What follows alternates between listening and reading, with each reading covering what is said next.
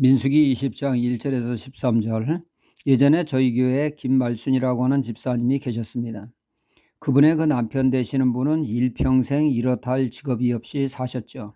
특히 그 술을 좋아해서 늘 술에 젖어 사는 삶을 살았으니 김 집사님의 고통은 이루다 말로 할 수 없는 힘든 삶을 살았을 것입니다.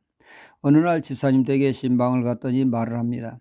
내가 이 인간에게 시집을 올 때는 순둥이였다는 것입니다. 그러나 이 인간하고 지지고 볶고 살다 보니까 순둥이가 악바리가 되었다고 하면서 노쇠한 남편의 그 멱살을 잡고 한 대 때릴 기세로 흔들던 모습이 우습기도 하고 한편으로는 안쓰럽기도 했습니다. 거친 인간관계와 거친 환경이 순둥이를 악바리로 거친 사람으로 바뀌게 하는 경우가 많습니다. 이 세상에 온유하기로 하나님께 인정받은 모세도 늘 불만과 원망을 하며 대드는 이스라엘 백성과 40년을 지지고 볶고 살다 보니 모세도 어느덧 악바리가 돼서 사고치는 내용이 오늘의 말씀입니다. 척박한 광야, 먹을 것이라고는 눈 씻고 찾아보아도 없는 그 광야에 하나님은 날마다 하늘 창고를 열어 하늘 양식인 만나를 공급해 주셨습니다. 식수가 떨어졌을 때는 시원한 안반 생수로 컬컬한 그들의 목을 축여 주셨습니다. 광야 이스라엘 백성들에게 하루하루는 기적의 연속이요 하나님의 은혜가 넘쳐났습니다. 척박한 광야에서 하나님은 그들에게 필요에 따라 은혜를 베푸시며 그들을 연단하셨습니다. 하나님이 베푸신 은혜만을 헤아린다면 광야 생활은 감사의 행진이 될 것입니다. 하지만 이것은 우리의 생각이고 이스라엘 백성들은 늘 베푸는 은혜는 당연시 여기고 없는 것만 헤아리며 원망을 합니다. 원망하는 것이 생활화되었고 체질화되어 버렸습니다. 일만 열면 자신들도 모르게 나오는 습관화되었습니다.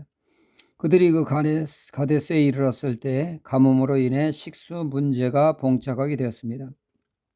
그러면 지난날 하나님께서 안반 생수를 주신 것을 기억하고 이번에도 식수 문제 해결해 주실 것을 기대함으로 믿음으로 나아가야 할 때인데 그들의 반응은 없다 타령으로 일관하게 되죠. 5절 말씀에 이곳에는 파종할 것도 없고 무화과도 없고 포도도 없고 석류도 없고 마실 물도 없도다. 이 없고 타령에 화가 난 모세가 졸지에 악바리가 돼서 하나님의 말씀에 순종하는 것이 아니라 혈기 부림으로 다 된 밥에 재를 뿌리는 꼴이 되었습니다. 가나안 입국 금지라고 하는 중징계를 맞게 되었습니다.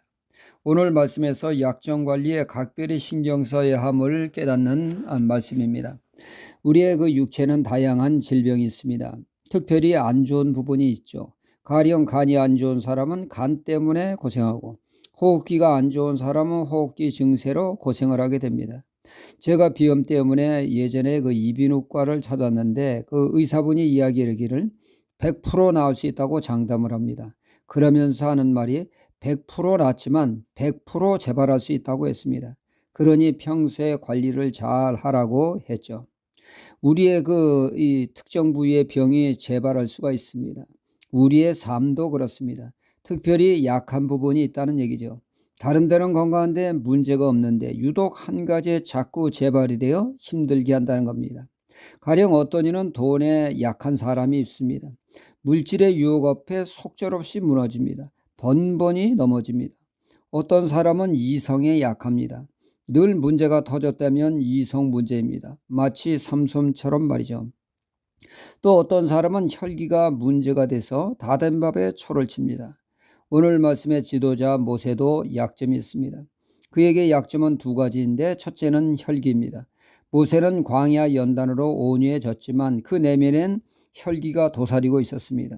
그는 애굽 왕자 시절 혈기로 애굽 사람을 죽인 경력이 있는 사람입니다. 이 혈기가 재발이 되어 하나님의 말씀에 무시하고 바위를 지팡이로 2번이나 치며 혈기를 부리다가 사고를 쳤습니다. 두 번째는 모세의 약점은 애굽 왕자 시절 나밖에 이스라엘의 구원자는 없다. 자칭 내가 하며 자신을 드러내는 돈키호테식 기질이 이스라엘의 지도자로서 스스로 행세를 부린 적이 있습니다. 아무도 인정하지 않는데 말이죠. 그 내가가 또 도졌습니다. 반석에서 물을 내는 데 있어 하나님의 말씀을 무시하고 자신을 드러내며 스스로 자신이 하나님처럼 행세를 합니다. 10절에 우리가 반석에서 물을 내랴. 결국 이 두 가지의 약점이 재발이 돼서 사고치고 그로 인해 꿈에 그리던 적과 꿀이 흐르는 약속의 땅에 한 발도 디디지 못하게 되는 중징계를 맞고 말았습니다. 사람마다 약점 때문에 일을 냅니다. 그러므로 우리는 우리 자신의 약점을 정확히 알고 우리 자신의 약점에 특별 관리를 해서 은혜를 쏟는 일이 없도록 늘 깨어있는 신앙이 되어야겠습니다. 할렐루야.